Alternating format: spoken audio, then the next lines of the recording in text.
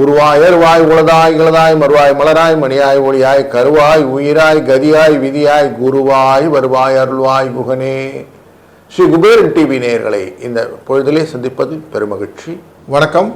13/7/2026 19/7/2026 வரை உள்ள காலகட்டங்களில் திரு ஆதிரை நட்சத்திரம் என்கிற மிதுன ராசியிலிருந்து உத்திர நட்சத்திரம் ஹஸ்த நட்சத்திரம் என்கிற கன்னியா ராசி வரை சந்திரனின் பயணம் இருக்கிறது. ராகுவின் சாரத்திலிருந்து சந்திரனின் சாரம் வரைக்கும் பயணம் மேற்கொள்ள இருக்கிற இந்த நாளில் நமக்கு ஒரு ராசிக்கும் எப்படி பலன் அப்படின்னு பார்க்க போகிறோம். இந்த 14ஆம் தேதி அமாவாசை இருக்கிறது. இந்த அமாவாசை யோகம் அப்படிங்கிறது எப்படின்னாக்கா பல விதத்தில் நமக்கு லாபத்தை பெற்றுத்தருவதாக அமையும். அன்றைக்கி தான தர்மங்கள் செய்வதனாலே முன்னோர்களுக்கு நாம் செய்ய திதி தர்ப்பணங்கள் பாவத்தை கழிப்பது. அன்னைக்கு அந்த 11:20 12:20 அப்படிங்கிற அபிஜித் முகூர்த்தத்திலே தான தர்மம் செய்வதனாலே நமக்கு புண்ணியங்களை பெற்றுக்கொள்ளலாம் அப்படிங்கிற ஒரு நல்ல வரப்பிரசாதம் இருக்கிறது. 16ஆம் தேதி தட்சிணாயன புண்ணிய காலம் ஸ்ராத திதி. 17ஆம் தேதி ஆடி பண்டிகை. அப்படின்னா என்ன அர்த்தம்? தேவர்களின் பகல் பொழுது முடிந்து இரவு பொழுது ஆகிறது. முன்னோர்கள் நம்மளை நோக்கி வரக்கூடிய நாட்கள் இங்கிருந்து ஆரம்பிக்கிறதுன்னு அர்த்தம். அதனால் ஆடி பண்டிகையாக கொண்டாடுவோம். 18ஆம் தேதி அன்று ஸ்கந்த பஞ்சமி. அன்றைய நாளிலே முருகப்பெருமானை வணங்குவதும் வராகியம்மையை வழங்குவதும் ரொம்ப விசேஷம். 19ஆம் தேதி குமார சஷ்டி. அன்றைய நாள் சஷ்டி விரதம் இருப்பதும் முருகனை தேன் அபிஷேகம் செய்து வணங்குவதும் ரொம்ப விசேஷம். தேன் அபிஷேகம் செய்து வணங்குவதனாலும் முருகனை வழிபடுவதனாலும் பல இன்னல்கள் உங்களை விட்டு போகும். முக்கியமாக திருமண தடை, குழந்தை இல்லை, வீடு கிடைக்கல, வேலை கிடைக்கல, பணமே நிற்கலை, கடனாய் போச்சு. இது எல்லாத்துக்கும் ஒரு கடவுள் நம்ம முருகனை பிடிச்சிட்டாலே போதும். பல விஷயத்துக்கும் இவரே ஆன்சர் கொடுத்துருவார். அதுவும் தேன் அபிஷேகம் பண்ண அந்த மனது உள்ளம் உருகி நம்மளை அப்படியே கொண்டு போய் நல்ல நிலைக்கு நிறுத்துவார் முருகன். அதனால் இதை அழகாக பயன்படுத்தி கொள்ள வேண்டும். அன்றைக்கி ஆதித்ய ஹஸ்தம்னு இருக்கும். அப்போ முருகனை வழிபடுவாரே அன்றைக்கி சூரிய கடவுளை வணங்குவதும் சிறந்தது. இப்படி பல நன்மைகளை தாங்கி இந்த வாரம் வருகிறது. இதை அப்படியே கேபிட்டலைஸ் பண்ணிக்கணும்னா நமக்கு அத்தனை சக்ஸஸும் நம்மக்கிட்ட தான் வந்துடும். அப்போ ஒரு ராசிக்கு எப்படி பலன் இருக்கும் வாருங்கள் காணலாம். வணக்கம் கடக ராசி நண்பர்களே. இந்த வாரத்திலே சந்திர பகவான் 12ஆம் இடத்திலிருந்து பயணம் செய்கிறார்.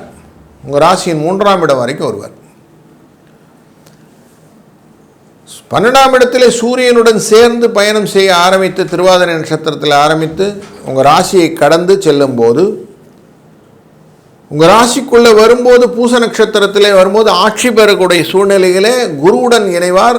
உங்களுக்கு என்ன ஓட்டங்கள் இருக்கோ அத்தனை முயற்சிகளை எக்ஸ்ப்ளோர் பண்ணுவார்.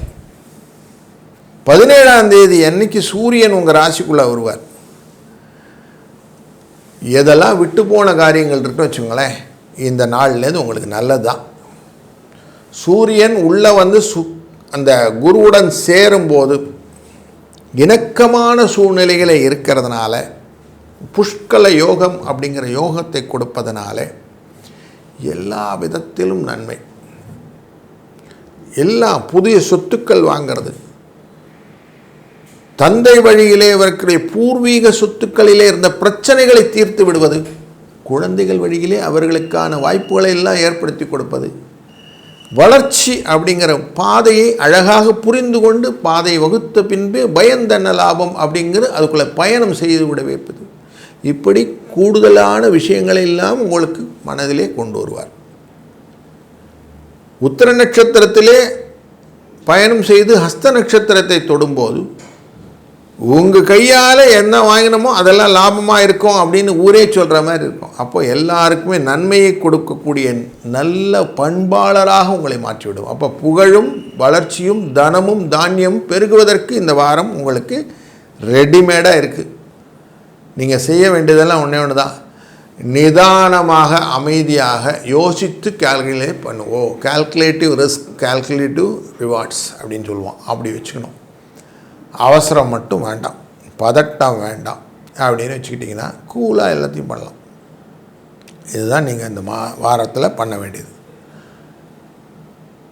சூரியனின் ஆதிக்கம் வந்த உடனே இந்த 17ஆம் தேதிக்கு மேலே இருக்கக்கூடிய எஃபர்ட்டில் 18ஆம் தேதி ஸ்கந்த பஞ்சமின்னு இருக்கும், சனிக்கிழமை அன்னைக்கு. அந்த நாளிலே ஸ்கந்தன் என்கிற முருகனை வணங்குவதும் பஞ்சமி என்கிற வராகியை வணங்குவதும் பூமி சம்பந்தப்பட்ட பிரச்சனைகள்லாம் சால்வ் பண்ணி கொடுத்துரும். மறுநாள் குமார சஷ்டி, தேனால் அபிஷேகம் செய்ய வேண்டிய வரங்கள் பெறலாம் அப்படின்னு இருக்குது. அதனால் எல்லா வரங்களையும் பெறுவதற்கான வாய்ப்பையும் இந்த வாரம் உங்களுக்கு இந்த சந்திரன் கொடுக்க இருக்கிறார். உங்கள் ராசிநாதன் கொடுப்பதை நீங்கள் மனதுவந்து பெற்றுக்கொள்ள இறைவன் அருள் உங்களுக்கு துணை நிற்கட்டும். ஸ்ரீ குபேரன் டிவியை பார்த்தமைக்கு நன்றிகள். மேலும் இது போன்ற தகவல்களை தெரிந்து கொள்ள ஸ்ரீ குபேரன் டிவியை சப்ஸ்கிரைப் செய்யுங்கள். மறக்காமல் பெல் ஐக்கானை கிளிக் செய்யுங்கள்.